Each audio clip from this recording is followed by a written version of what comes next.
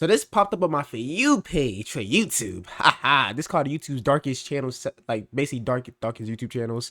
But this is part number 7. I'm kind of late to the party because I'm pretty sure he made like a bunch of them. But hey, better late than never. But this popped up on my For You page and I want to watch it. Let's go. Tell you what we're gonna do today more than anything. Flash when this video contains scenes that may be unsettling. Nice guy must die. Nice guy must die. Nice guy must die. Did he say the nice guy must die? This is my house from the street. Here is my car. This is a 2-bedroom brick ranch, conveniently located. It's the final day of February 2008. Okay. A 47-year-old man living in Pittsburgh, Pennsylvania, named George Sidini, publishes his very first video. Why? Okay, no, not gonna lie. Why does he look like that one TikTok? You know, Joe.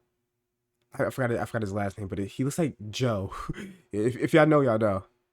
To YouTube under the channel MOS B46PGH. I paid $79,000 for this in 1996. That's considered a lot. 1996. Believe it or not. The upload, titled How George Pittsburgh Lives, was almost like an old-school house tour of sorts, okay, as George proudly displays the outside of his home, before then doing the same inside. Open it up. Oh, someone left it unlocked. That's not good. Inside, okay. Pan to the other side. Seemingly making a point of mentioning every minute feature in the otherwise dim and empty home. Here's my big screen TV. It's my computer, couch and chair, they match. Dining room set, shoebox full of old pictures. To anyone who may have stumbled upon this strange video or Sidini's channel in general back in 2008, it would likely come off as entirely uninteresting and far from anything disturbing. Maybe he's a family However, man, to those who find it today, that's a lot of. He has a big ass yard. I can see why he bought it. That's a big ass like backyard. This couldn't be more different, as the account carries with it a layer of disturbing context due to the events that transpired after this first video was published. Events that have since transformed the MOS B46PGH page into one of YouTube's darkest channels. Please meet every woman's Do dream. something so she remembers your name. Keep your mate with you. Make sure he's someone you can trust. Be careful, is all I can say. I'm gonna post this and see what comes back. That's a cool ass intro. Not gonna hold you. I didn't realize that was the intro. I thought he was like getting into the. Oh my god. I'm sure most of you guys have heard about the TikTok ban at this point. And honestly, there's something about it that's been... He automatically starts with a fucking ad. That's crazy. That's insane. Back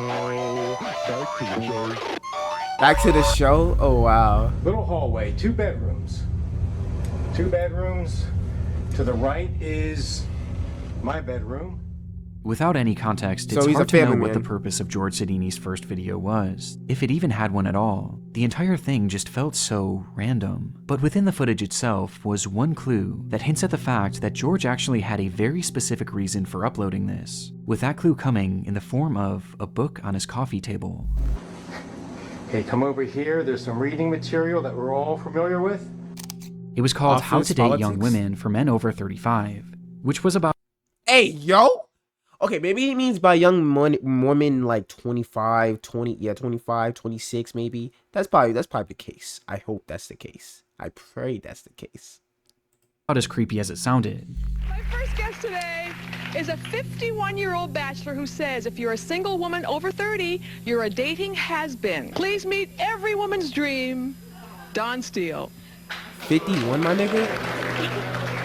You're gonna... Its author, Oh, wow. He doesn't look bad as a 51-year-old. Don Steele, had made a living as a dating counselor and life coach, creating various books and programs that were geared towards socially awkward men, exploiting them with the promise that someday they'll be able to get the younger girl of their dreams, even after they reached middle adulthood, and all that they had to do was pay for his course, pay for the weird, book, man. I and don't know. dedicate themselves to becoming more desirable. And George Sidini was Jesus. the perfect target. He's like a fucking jump scare. Despite having a successful career as a systems analyst at a law firm, he struggled to maintain any relationships with the women that he met. It had been well over a decade since he last had a girlfriend, and despite desperately wanting one, A decade? Damn. Have you ever just wondered if it was you? Like, I'm sorry, like, Watching this on Valentine's Day too is kind of crazy. Cause I'm gonna do a double upload if y'all didn't watch the Drewski video already. But damn, like on Valentine's, like a decade, my nigga. I'm assuming. Okay, if it's been a decade since you had a girlfriend, I'm sorry. It probably is you. In my opinion, like you probably got to change up something. Maybe you stink. Maybe like you need your hygiene up. You know, get your drip up. But this is probably like 2008. This you said 2008, 2007. Yeah, get your little drip up. You know, like baggy pants or something. You know, just I don't know, shit. But 10 George years? just seemed to lack the ability to connect with women on any level, even. Maybe he was an awkward Discord mod before Discord was even made. Maybe he was like, you know, like just, hi man, you want to go to the bar with me or something? You know, we just got off of work and stuff. As just friends. And as his isolation began to grow, this is definitely harassment, by the way. So too did his obsession with finding a girlfriend. George had Oh nearly God, given don't up tell these me he pursuits kidnapped too, someone. until he was introduced to Don Steele's course, viewing the program as his last real shot at human connection, obsessively reading the book to the point that he was supposedly able to recite passages by memory alone. Okay. On top of this, he would also attend many of this supposed guru's in-person seminars, with some of his visits even being captured on camera and later posted onto Don Steele's YouTube channel. It used to be down here. It was called a codpiece, and it's gradually over the years moved up here. So it's read like an erect you-know-what. And it was in these courses where George was subjected to all sorts of bizarre and unsettling ideology. Turn around here, look at me, and I'm going to tell you what we're going to do today more than anything else. We're going to do this. Nice guy must die. But despite agreeing with this man wholeheartedly and following all of his work, George was still making very little progress, which was evident by the footage of him attending these seminars, as he appears incredibly nervous and kept mainly to himself. And so, recognizing that George had much to improve on, he was given an assignment by one of his instructors. He was told to film a video of his house, so that the instructors and everyone else in the class could see if he was really making himself and his environment desirable enough to any woman who might come over. Okay, couch and chair, they match. Okay, it looks to me like, so it was a circle, basically it was a circle telling you how to like, the nice guy must die, meaning like you can't be a nice guy to these people. You just gotta be like, you know, that nonchalant, mean person. Well, not mean, but like, you know, just like not worried about them and stuff like that. I'm assuming. So basically, you had to become to like a bad boy or some shit like that. And how did this lead to it? Well, we're about to find out why it leads to like what it leads to. I'm gonna be honest, man. If I was a female though, I wouldn't date this nigga either though. I'm gonna be real, cause like just like you just looking at his house and stuff, it looks a little kind of strange. But then again, this is old footage, so probably looks more colorful. But then again, it's snowing and stuff, so like I gotta give him the benefit of the doubt. But his house does look a little creepy. And if you just look at his house, and you just see that "How to Date Young Woman" book right there, I'd be a little creepy. Women will really be impressed. Knowing this, the footage feels so much lonelier. Yeah, it was lonely. Almost like he was trying to sell his way of living as being good enough for a partner that he was really no closer to finding. There's something so depressing about it. And this wasn't his only video. Multiple videos, probably. It is easy for me to hide from my emotions for one more day. Take a long drive in the car, listen to some music, daydream, or just do some mundane task around the house that really doesn't need to be done, that's not too important. And there you go, one more day, and one more day turns into one more year. Months later, on June 23rd, 2008, George would return with an upload he had filmed inside of his basement, and in it we get more insight on just how severe his isolation had become, though he still held on to a sliver of optimism thanks to Don Steele's course. Now, RDS says that I have approximately maybe 15 more years to be successful at this. And when I heard that, I wanted to continue immediately to start moving on this. I didn't realize I had that much time. So wait, 15 more years to get a wife or something, to start a family? Or 15 more years of living or something like that? I'm confused. My objective is to be real and to learn to be emotional and to be able to emotionally connect with people. Before he eventually reverts back to talking about his uncanny desire to find a younger woman. Because when I'm 10 to 20 years older than she is, she has to feel good about this thing. Ending the video with hints of an uncertain future. I'm going to post this and see what comes back. He would never upload again. And soon after, it appears George gave up trying, essentially accepting his life of loneliness. Oh, but while shit. this would be the last video made to his channel, he wouldn't leave the internet entirely. Soon after this final video was posted, a website was launched called georgesedini.com, which served as a place for George to blog about his emotions. And while something like this could have been beneficial for him, this website would instead only serve to capture his— Whoa, wait, what did that say? Plan to do this in the summer, but the figures stick around the election outcome. The particular one so much attention and how I just cared. It's not like I give a flying fuck who won, since the exit plan was already planned. Good luck to Obama. He will be successful. The liberal media loves him. America has chosen the black man. I don't like how you emphasize on that. Good. In light of this, I got ideas of Obama's plan for the economy as such. Here it is. Every black man should get a young white girl. A young white girl, hoe like Minecraft hoe, to hunt up on. Kinda a reverse introed event thing long ago. Many older white male landowners had a young Negro rich girl for his desires. About time tables are turned on that shit. Besides, them young white hoes dig the brothers low, more so than they dig white dudes. Every daddy know when he sends a little girl to college, she is banging a brother real good. I saw it. Not my little girl, daddy says. Yeah, right. Black dudes have their choice of the best white hoes. What is this nigga talking about? Hey, yo, you do the math. There are enough young white, so all the brothers can each have 1 to 3 6 months or so. I'm like, reading that was uncomfortable, but also like this. Okay, I'm sorry, you're not bagging no one if you're typing shit like this. And it's 2008 too, when Obama just got I guess this is when the election stuff happened. That's actually insane fucking works. Not gonna lie, man. You're not gonna win no one over if you're doing all this shit. It's disturbing. Descent into madness. An immediate red flag was raised by the very first text you see on the website, as George wrote, "Why do this? To young girls? Just read below. I kept a running log that includes my thoughts and actions after I saw this project was going to drag on," with the line serving as some sort of bizarre disclaimer. Though with no other context, George's entries began. December 22nd, 2008. Time is moving along. Plan to have this done already. I will just keep a running log here as time passes. Many of the young girls here look so beautiful as to not be human. Okay, Very now you edible. just seem After like a joining fucking this gym, creep, started bro. lifting weights and like it. This early post encapsulates what this blog would be focused on: young women he would see throughout the day, his time at the gym, and his plan. This plan was never expressly stated on the website, but it was something he obsessed over, mentioning it in every single one of his posts, and dubbing it the exit plan, even going as far as to provide a date and time for it, January 6th, 2009, at 8:15 p.m.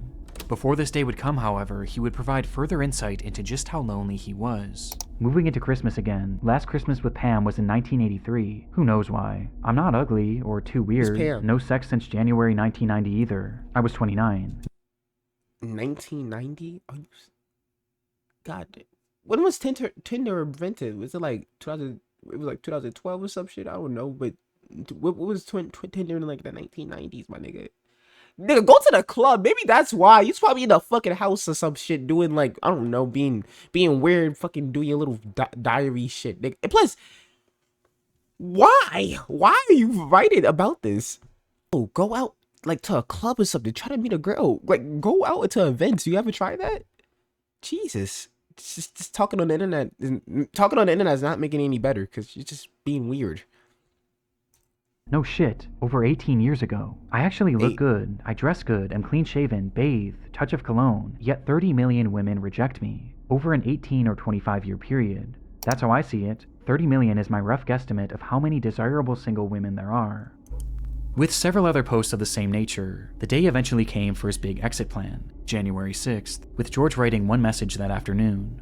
I can do this. This log is not detailed. It is only for confidence to do this. The future holds even less than what I have today. It is 6:40 p.m., about an hour and a half to go. God have mercy. I wish life could have been better for all, and the crazy world can somehow run smoother. I wish I had answers. Bye. Despite this appearing to be his final post, George Sidini wasn't quite finished, as he would come back only hours later, writing simply, "It's 8:45 p.m. I chickened out. Shit. I brought the loaded guns, everything." Whatever George Sidini had been Yo, not gonna lie, that shit's actually kind of sad though. Like, I feel bad. I feel bad at the same time. Like, bro was like lonely and stuff, and he doesn't know how to take it. Not gonna lie, I gotta feel kind of bad for bro, cause like bro is like literally like he doesn't. Damn. planning that day, it was clear That shit's actually kind of, that's crazy. I actually kind of feel bad. that his exit plan was something incredibly I disturbing. don't like the way he's doing this, by the way. Like, his face is just so corrupted and stuff. He's just smiling like, that's like so creepy. And based on his use of guns, plural, it was likely not just an exit plan for himself. Don't tell But you. thankfully, Don't tell he me didn't about go that. through with it. In fact, he seemed to have dropped the plan entirely, as months would go by without any update to his blog. Though this wouldn't last, as in April of 2009, he began posting yet again, with these entries being even more disturbing. July 23rd, 2009. Wow, I just looked out my front window and saw a beautiful college-age girl leave Bob's house, across the street. I guess he got a good lay today. College girls are hoes. I masturbate, frequently. He is about 45 years old. She was long-haired, hot little hottie with a beautiful bod. I masturbate, frequently. The strangest part of this entire website was, according to those he worked with and the neighbors, they all thought George was normal. A little off, sure, That nigga ain't normal, bro. That nigga, he's like deranged. but it appeared that these disturbing thoughts and plans were kept solely in his blog and solely in his mind. But on July 28th, 2009, this would all change. George had boarded a Port Authority bus that day and took a seat, carrying with him some sort of duffel bag, and as the ride commenced, he unzipped the bag and began to fiddle with something inside of it. An anonymous man sitting next to him noticed this, and curiously leaned over to see what he was doing. In George Sidini's hand was what appeared to be a grenade. The stunned passenger ran off at the next stop and immediately alerted the police. But bizarrely, nothing actually came of this. No explosions happened that day, and upon police eventually tracking down Sidini 2 days later, he was searched, but there was no sign of this supposed grenade, and the man who had reported this incident was unable to positively identify him. And so, George was released, allowing him to continue on with his day, and to continue on with his posting. August 3rd. I feel like, then again, like, you should have did that, like, ahead of time. Like, you should have been like, he got a bomb on the bus! And then, like, you know, like, that could have, like, probably got, like, he probably could have got arrested for that, but, hey. 2009. I took off today, Monday, and tomorrow to practice my routine and make sure it was well polished. I need to work out every detail. There is only one shot. Also, I need to be completely immersed into something before I can be successful. I haven't had a drink since Friday at about 2:30. Total effort needed. Tomorrow is the big day. Last time I tried this in January, I chickened out. Let's see how this new approach works. Maybe soon, I will see God and Jesus. This was the final update made to George Sidini. I'm pretty sure in the Bible it says if you yourself, you go, like, you don't make it because, like, I'm just going off what the Bible says. I'm just saying. Okay, wait, it says George Soda, age 48. Damn, 1960? He haven't had a girlfriend since 19... Well, he said 1991, right? So, yeah. Okay, wait. Day of death? 2009? Never married. Pennsylvania. .com, and unlike his previous attempt at I hope that doesn't say day of death. Maybe, I don't know what DOD means. carrying out this exit plan, this time, he didn't back out. Oh, never mind, day of death. On August 4th, 2009, George Sidini would enter an LA Fitness in Bridgeville, Pennsylvania, and walk directly into a woman's aerobics class. Are you with serious? a duffel bag in his hand. He then dropped his bag on the floor with a loud bang, before he closed the door and shut off all the lights. In a moment of darkness and confusion, one witness recalled that she felt the presence of someone who didn't belong there.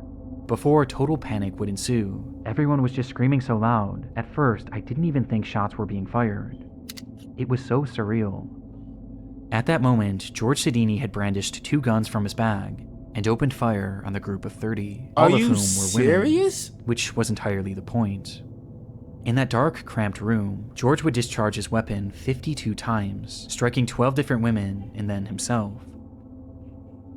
So, you you killed innocent women because they didn't even know you. You didn't even give it a chance. You didn't even give them a chance to like, hey, you didn't like this. Did he even give it a chance to like compliment a woman and like maybe they'll fuck with them like later or something like that? This nigga just like did that for no reason whatsoever. He didn't even try to talk to a female that was in. Maybe he could have. Nah, that'd be weird if you just like wait for a person to come out that class.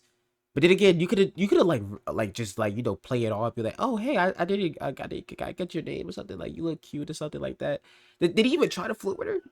Flirt with anybody at least? Like he's like, that was like the last resort. That's the crazy thing about it though. I feel like there really are people like that. You don't know what they're going to do in their life, and they would take it out on you because of the fact that they didn't even try to talk to those people. And it's kind of sad. It's really sad actually. Of the injured, 49-year-old Elizabeth Gannon, 38-year-old Jody Billingsley, and 46-year-old Heidi Overmeyer would tragically lose their lives, while the others were left with permanent injuries, both physical and mental. Like, they probably would just it wasn't hard to find a motive. motive. George had spelled it out right there in his blog. He desired women so much that his inability to ever gain a real connection with any of them turned his infatuation into pure hatred. And this is how he wanted to make them pay. And the ironic part is that this was all so avoidable, as these plans were heavily implied on his website, which had been publicly available online for roughly an entire year, yet no one cared enough about him to ever look. It is easy for me to hide from my emotions for one more day. Knowing what we know now, George's channel is highly disturbing, as it shows us a glimpse into a mind on the verge of completely snapping, and a last gasp attempt at achieving normalcy, by a person who would go on to become a monster when he didn't get what he wanted. Basically, that's basically what happened. Well, that about sums it up. Hi guys, I am with Lewis. Just having a little drink. Oh, I'm about to say, like, what the fuck? Mark Williams always dreamed of being a YouTuber. He had grown up watching parkour content on the site, becoming attached to both its many talented creators and the hobby itself, eventually becoming so inspired by it that he launched his own channel in 2019, at the age of just 15, with Mark hoping that someday this channel would make that dream of his come true. The page went by many names over the years, but eventually Mark would settle on the moniker Displace, and depending on who you ask, his videos were either extremely impressive or extremely irresponsible. They showed scenes of Mark high atop buildings, jumping rooftop to rooftop, climbing on massive abandoned cranes, and fleeing from security guards and the cops on more than a few occasions. Okay, I just want you to know that back then with parkour, I'm pretty sure it was fake. It was script. Now, don't get me wrong, the parkour probably wasn't fake, but majority of those police chasing away, security guard chasing away, that shit was script. And he probably didn't understand that. And also with the YouTube thing, yo, you could be a YouTuber in so many ways. You could just do it for fun, maybe stuff. But like, I wouldn't say to make it like, like, don't obsess, because you never know what's gonna happen. Because with me with YouTube, I 100% just like, I just like making videos. As of right now, I like making videos. And like, hey, if I start getting like, good, with the YouTube thing, I'm probably making my full job. But I wouldn't say you should just go head over heels and obsess over a job that you can do it, but at the same time, don't demote your whole entire mental and your sanity for it. You know what I'm saying? Like, do it at your will, and like, just don't be so deranged over numbers, because sometimes you get 3 views, sometimes you get 4 views, sometimes you probably hit 100K, but then your views start going down. I feel as though like YouTube should like if you want to do YouTube, you can, just don't let it take over you. You know what I'm saying? Like, don't be like crazy, because I like, as of right now, I'm doing YouTube for fun and as a hobby, and I just like, making videos and stuff. And I also love the people that actually subscribe to me and stuff like that. But as of right now, I feel as though, yeah. On the way already now? Yeah, they'll catch me then, won't they? Often seen with him was his younger brother, who he had grown incredibly close with, which was due in part to the fact that Mark was somewhat of a loner and didn't have many friends in his own personal life. Though according to his mother, this wasn't necessarily by choice, as she explained that he did desperately want friendship, and he was incredibly caring. He just had a habit of making the wrong friends, describing Mark as trusting to a fault. Mark's longing for camaraderie became especially apparent not long after the launch of Displace, as his brother slowly began appearing less and less in his videos, forcing him to do these free runs by himself, which he implied was something he didn't enjoy nearly as much. My brother, who was part of the channel, Ben, he's not now. I don't think he's coming back at all. He ditched me, leaving me by myself, and I've got a problem with talking to myself as well. This, coupled with the fact that he was dealing with the tribulations of growing up, led to his uploads on the channel becoming more and more sporadic, as he would often go dark for a few months, only to return with the promise of more consistent uploads. Alright guys, don't know if you can see me or not, but I promise you Displace is coming back. That often never came. It was clear that he still longed to be a YouTuber, he just needed some sort of a spark. And sure enough, at the end of 2020, he would find one right in his own comment section. In a since-deleted video, Mark would receive a comment from a man named Lewis Ashdown, who explained that he was a big fan of Mark's content and that he would love to join him in an upcoming video, as they both just so happened to live in Uckfield. It was exactly what Mark had been needing, a friend. And not only a friend, but a friend he could make videos with. And so that's exactly what he would do. Hi guys, I'm back here with Lewis, and we're going to do the water treatment facility in Uckfield on the industrial estate. See you in a sec, guys. From their first meeting on, Lewis became a core part of the Displace channel, leading to the two growing closer by the day, with Mark speaking about this bond on a live stream in March of 2021. If you're going exploring at an abandoned pub, yeah, keep your mate with you, make sure he's someone you can trust, you know, and be careful. He looked like he killed someone. He looked like he killed him. In the video where me and Lewis climbed the college, you know, I was constantly looking out for him, because he did get dangerously close to some of the edges, but you know, that's what life's about, isn't it? But despite finding his new parkour partner, Mark still had other issues getting in the way of his uploads, as he was now 18 years old, and was facing the reality of having to get a job, forcing him to put his channel on the back burner. Mark discussed this struggle and the many others he was facing at the time in that same March livestream, with his tone about Displace's future sounding less than optimistic. I've been doing some talking with Lewis, seeming like he wants to get back into climbing and stuff. I haven't actually done it since Christmas, and I've got a bad back, right? It's been getting worse and worse lately. Don't know why. I need to go to the hospital and have myself checked out. I am not sure where my channel is going to go. I don't know if I'm going to keep doing these videos. I don't know if I'm going to be doing different videos, or whether I'm going to stop completely. But unlike other times when he had gotten down on his channel, this time he wasn't alone, and his friend Lewis was there to have his back, as he pushed Mark to continue his work, even showing up in the comments of this livestream under the name Moral Unknown, where he went as far as to offer up a potential location that they could film their next video in order to get Mark re-inspired. We'll do Buxted Hotel first video back? And sure enough, just days later, the two would arrive at Buxted Hotel to begin filming yet another video. Hi guys, I am with Lewis. Just having a little drink. This would be their last on the Displace channel, as not even 2 months after it was uploaded, both Mark Williams and Lewis Ashdown would vanish without a trace. Like vanish, just like, you know, just to vanish, right? It was the waning hours of Saturday, May 29th, 2021. Mark met Lewis at the Maresfield Recreation Ground to have a few drinks and discuss their next potential video. Though once there, it was the drinks that took priority, and very quickly Mark had become intoxicated, leading to him calling his house to tell his aunt, who he had been living with, that he would be heading back now. On the call, his aunt could tell that he was drunk, but Lewis chimed in to assure her not to worry, telling her, "I'll get him home safe," which made his aunt feel slightly better. Okay, I just want to say, okay, if you're obviously doing a dangerous stunt, I wouldn't fucking... It is late at night, too. You can't barely see shit. If you're going to do a dangerous stunt, why the fuck are you drinking? I'm sorry. That's just... I don't know. After all, it was only a short few-minute walk back to the house anyway. Wait, was it supposed to be a party or something? Instead, 12 hours would pass, and Mark still hadn't made it back, while Lewis himself also failed to arrive home. At some point during their short walk back, both boys had disappeared. Oh, they didn't...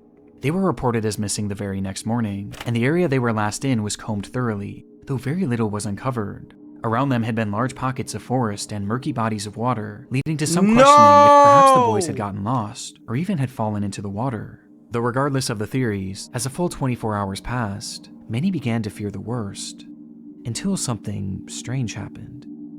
Reports began pouring in from witnesses claiming to have seen Lewis. Some thought they saw him leaving a local pub the morning after he supposedly had gone missing, while others had seen him at a local movie theater, seemingly completely unaware that the whole town was looking for him. These sightings introduced the possibility that the boys were perhaps runaways, causing several pleas to be made throughout the press, begging them to come back home. But it would be the police who would find Lewis first, tracking him down at his friend named Liam Hansen's house. There, the cops fired off a barrage of questions, as they not only tried to get answers as to where the boys had been, but more importantly now, they needed to know where Mark was. Throughout all the sightings, it was only ever Lewis that had been spotted, and even now, after searching this friend's home, Mark wasn't there either. So where had Mark Williams gone?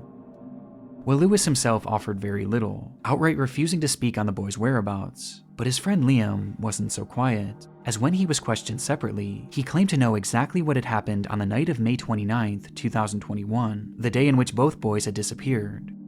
And he knew because Lewis had told him. According to the boy, the night that Lewis and Mark had met at the park, Lewis poured a cocktail for his friend, and then another, and then another, each one stronger than the last, causing Mark to become drunk almost immediately. Realizing he was drinking too much, Mark told Lewis that he had enough. Did he have alcohol Lewis poisoning? persisted, outright demanding that he keep drinking, leading to Mark begging Lewis to let him stop. At one point, Mark's pleas finally caused Lewis to back off, as the boy instead agreed to make him a non-alcoholic drink, only for him to fill the cup with even more liquor when Mark wasn't looking. By 11:30, Mark could barely stand, prompting him to make that phone call to his aunt, letting her know that he would be back soon. Meanwhile, Lewis had been so preoccupied with getting his friend drunk that he was still fairly sober at this point, and in his sober state, he promised Mark's aunt that he would get him home safe. Seconds after that phone call ended, Mark hunched over to vomit, which is precisely when Lewis pulled a large kitchen knife from his pocket What the fuck? and plunged it directly into Mark's back. Why? Mark stumbled and asked Lewis to call him an ambulance, being unable to comprehend what had just happened.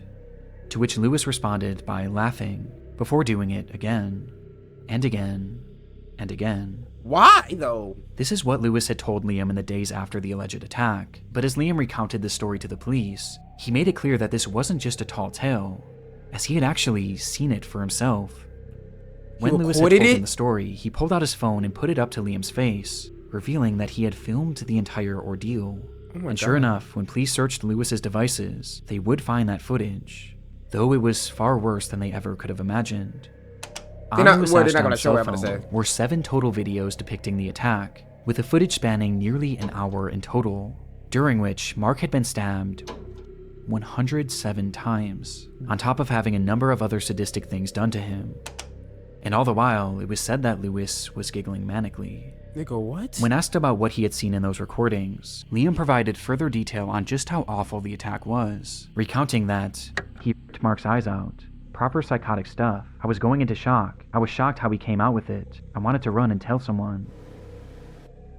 This was clearly not a normal crime. It displayed a level of evil and hatred that goes past human comprehension, and due to its brutality, police assumed that surely something must have happened between these two to breed so much hatred inside of Lewis.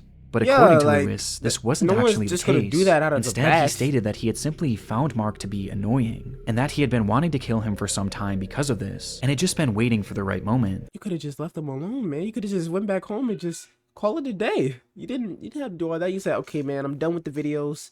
I'm sorry. This is obviously not gonna work. You just called it a day, just left. And no, you just wanted to do that. That's insane. But also, on the other hand, too, about him wanting to be a YouTuber. This goes back to me when I'm saying, like, you know, be doing YouTube just for fun and stuff. Bro,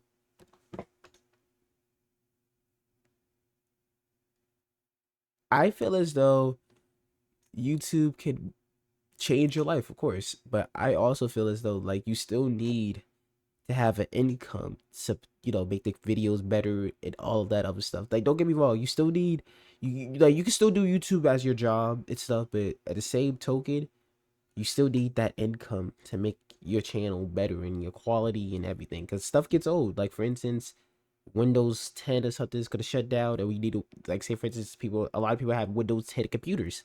They gotta switch to Windows 11 computers. It costs money. Sometimes you need to, like, sacrifice to make the channel better, and, like, you know, yeah. And, you know, like, most times people just think that you can get money automatically if you just start making videos. And most of the time, people are in it for the money and stuff like that. But I feel as though I'm in it for the love and support that y'all give me. Cause like I generally just like doing YouTube just to do YouTube gang. Like I just like making videos and stuff like that. And yeah. And if I ever do start getting paid on YouTube, that's gonna be cool. But as of right now, it's fun, and I'm not gonna make it my whole life to just, like just make it on YouTube. You know what I'm saying? But I feel bad for like what happened to this guy because his fucking friend was a fucking sick fuck that he met online, but still. But yeah. Plus, he always wanted to know what it was like to kill someone. And that was He wanted to know what it felt like to kill somebody. What the? Okay, you deserve like you deserve a whole fucking 50 to 80 years. Don't, matter of fact, don't even lock this nigga. Lock this nigga. Put him in a psych ward. it. That was his entire motive. Louis Ashdown would be arrested the day he was found and later sentenced to life in prison with parole eligibility in 25 years, while Mark's give the body nigga was no found dumped no in a nearby parole. body of water and eventually given a proper burial. He was in a body of water. Oh my Hi guys, I'm god. back here with Lewis, and we're going to do the water treatment facility. With this context, Mark's channel is utterly devastating. All he wanted was a friend to film videos with, Is his channel but sure still up? enough, as his mother had warned, he was trusting to a fault. If you're going exploring at an abandoned pub, yeah, keep your mate with you. Make sure he's someone you can trust, and be careful. Which brings us to a disturbing revelation. Just months before he would kill Mark, Louis was the one that encouraged him to get back out there and film with him, and based on his testimony that he had been wanting to kill Mark for a long time, it That's makes it very crazy. clear that he was doing this not to be a good friend, but to get Mark alone in an isolated spot so that he could carry out his plan. And adding more weight to this theory, when they visited the Buxted Hotel, which Louis himself had suggested during the livestream, Mark was uncharacteristically drunk. Hi guys, I am with Lewis. Just having a little drink. And that's also crazy. They getting ready to do a YouTube video and everything and stuff, and like you don't think nothing of it, and that's just creepy. Okay, so we'll smash this after we smash these. Which was never really part of his channel before that upload. And Louis was uncharacteristically nervous. We're going to do a couple more bangers. Can't tell you what they are in case anyone's watching that shouldn't be watching. Who's watching? Well, no, I mean watching the videos, because I thought, yeah, I know that the police do watch my channel sometimes. Paranoid even of being caught by the cops, despite being totally unfazed in previous videos, where in some he was literally being chased by security guards. And coincidentally, by the end of this video, we get an indication as to why Louis was so nervous. Wait, if this is in 2021, I also would say, why does the camera quality seem so low? Then again, they probably just got like an old camera that they probably just found in the basement or something. They just wanted to, post.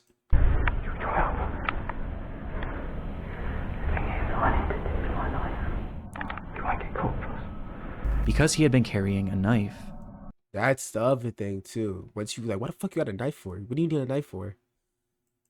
All this leads me to believe that that night, Louis pushed Mark to film a video in an abandoned location, then got him drunk, and was going to carry through with the murder, before eventually backing out for unknown reasons. And all the while, Mark was completely unaware, never once suspecting that the man he had been filming with had secretly been plotting to kill him, and one day would actually go through with it. That's Okay, I'll wrap it up crazy. now then, guys. Yep, I'll see ya. Oh, Try and bro. stay on this side and go across. Well, this should be quite amusing. Enjoy! Joshua Brown. Joshua Brown started his YouTube channel back in 2010, a time when many individuals, including himself, used the site to upload random videos offering momentary glimpses into their lives. Yeah. Joshua was in his meme mid-30s age. at the time and had recently finished serving in the Navy, before eventually settling down in Canton, Ohio, where he focused on his many passions. He loved driving, he loved technology, and he loved a little bit of danger. And soon, he became infatuated with a product that was essentially the sum of all three. Oh, Tesla. Did he get a Tesla sponsor? Like, was he in a commercial? For Joshua, these electric vehicles were a technological marvel. Not gonna lie, if y'all know, Tesla is like Elon Musk is the future of the automotive industry, and he dreamed of one day having one, with that dream eventually coming true in 2015 when he would purchase his very own Tesla Model S that would eventually become his life and his YouTube channel's primary. You know what? Hot take, I'm gonna say it. Teslas are ugly. I'm sorry. I'm sorry, bro. I don't like them. I don't like Teslas. I gotta say it, bro. I mean, cool. What is it, like a Bluetooth car or whatever, like electronic, like electricity car? They look ugly to me. And on top of that, the Cybertruck, bro. I know you heard about that blow up thing. It blows up and stuff. So like, I don't like it, man. I don't like it. Focus. He began uploading videos of his new car immediately, but rather than these focusing on the vehicle itself, it was its most controversial feature that interested him the most: autopilot. The feature had become available for Tesla drivers in October of 2015, which is exactly when Joshua purchased his car and began uploading these videos showcasing its possibilities. It takes all the stress out of it. Get to your destination slightly slower, but hey, at least now you don't have to worry about anything. It's just let it go. He wanted to essentially be a pioneer, providing an overview of what self-driving was really all about, breaking down the specifics and showcasing a variety of unique situations that you might find yourself in if you were to use this driving mode yourself. This section in here is going to be very, very difficult for the car to handle. We're filming this just so that you can see scenarios where the car does not do well, so that you've got something to judge off of it when you're driving on your own. And he tried to make a point of doing so safely, as he never used the camera behind the wheel, and always had someone helping him to avoid any accidents. I'm assuming he's like Tech Rex, like the guy, you know, if y'all know Tech Rex, he's like the person that like drops the phones and test the deliverability and shit like that, or like cars like this. Is he like, but like he interviews the car, like how bad and good it is, the pros and cons. But despite his focus on safety, it was clear that he was pushing the capabilities of this brand new technology, as at this point it was still in its infancy, with one of the more glaring red flags being the placement of his hands. Here we are, stop and go traffic on 271, and geez, car's doing it all itself. When Joshua was shown driving, he hardly ever had his hands on the wheel, as he said he wanted to get the true experience of self-driving. This was something that Tesla had actually adamantly advised against, and even had visual and audible warnings if it detected that your hands were off the steering wheel. But Joshua seemed to find a workaround, as he instead used his legs to avoid tripping the sensor, while keeping his hands close by, ready to grab the wheel in case of an emergency. How I actually do it is so that it is so he's really playing with his actually life. hands-free, is I keep my And like he's playing with lives, he played with his life, knees up, because the tack works pretty good, but I can still get my foot down to a brake. He's about to crash, Because watch. you can react so quickly. It was clear that Joshua truly believed that this car that was driving him was safe, and this belief was only strengthened on April 5th of 2016. That day, Joshua had been driving his car on the interstate when a large truck suddenly merged into his lane, with its driver not even seeing his car. And before Joshua could even react, the autopilot kicked in and veered out of the way, avoiding what would have been a certain collision. Amazed by the event, Joshua would upload dashcam footage of the close call to his YouTube channel, where he praised the vehicle's response. "Tessie did great. Excellent job, Elon." This video would immediately go viral, exploding to over 4 million views between the two versions that Joshua had posted. But while the response to this video was overwhelming, especially for a channel that was accustomed to getting just a few hundred views, there was one response in particular that impacted Joshua the most. As Tesla's owner, Elon Musk, would repost the video on Twitter. Stunned by the tweet, Joshua would later state, "For something to catch Elon Musk's eye, I can die and go to heaven now." He had no way of knowing then, but this would not be the last time that Elon Musk would tweet about him, though his next feature would be under much different circumstances.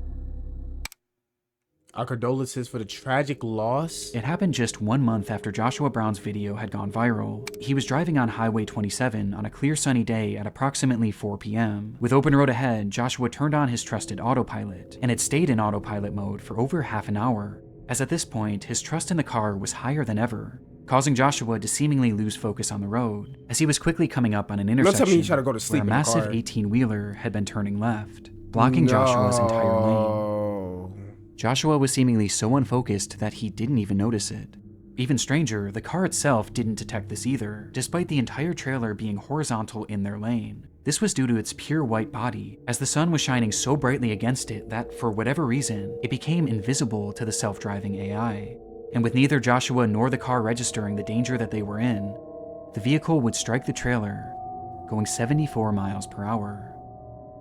There were no attempts by Joshua to even move the steering wheel. Are you And serious? the brakes hadn't so much as been tapped. The collision happened at full speed, and it happened so fast that the car drove straight through underneath, shearing the entire top of the vehicle off, and continuing driving full speed down the road, before it would eventually crash to a halt. When the driver of the truck rushed over to see the damage, Joshua Brown was already dead. Yeah, and I the truck could driver assume could so. hear nothing but the sound of Harry Potter. You can own it on DVD and video. The adventure is bigger. The magic is stronger. That is traumatizing. Harry Potter. Discovered in Joshua Brown's car was a DVD player, which many believe Joshua had used to watch Harry Potter while on that drive, thus explaining why he never reacted to the impending collision. Now, this is something that has been disputed by his family, and ultimately it doesn't seem to have been fully proven or disproven. But in the end, the fault of the accident was placed mainly on the driver of the truck, who had made that left turn, and Joshua Brown, who had failed to pay attention to the road, as it was revealed that during his 37-minute drive, he only had his hands on the wheel for just 25 total seconds. Joshua Brown always wanted to be part of the innovation of Tesla's autopilot, and in doing so, he wrote himself into the history books as being the first person to ever perish in a self-driving accident.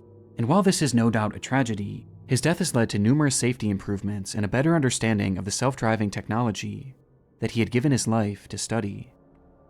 I mean, yeah, but like, it's... Oh, why is it so creepy? I just wanted to hop on here at the end and give a quick shout out to my friend's new podcast called Redacted: Declassified Mysteries with Luke LaManna. A lot of you probably already know who Luke is, but he's the one behind the Wartime Stories channel. He's a good friend of mine, so honestly I might be a little biased here, but I've been loving the podcast. Redacted is all about shady government and military activity all across the globe, ranging from disturbed WPR. This was the YouTube Darkest Channels. I hope y'all enjoyed it. My little reactions. I know I didn't talk that much. I was just shocked at like half of this shit. Cause like this actually happened in real life, and that's creepy. But I would say the story that got my attention the most, it had to be the one with the. Well, okay, this is my tier list. I have to give it to the first video, cause that first video was fucking crazy.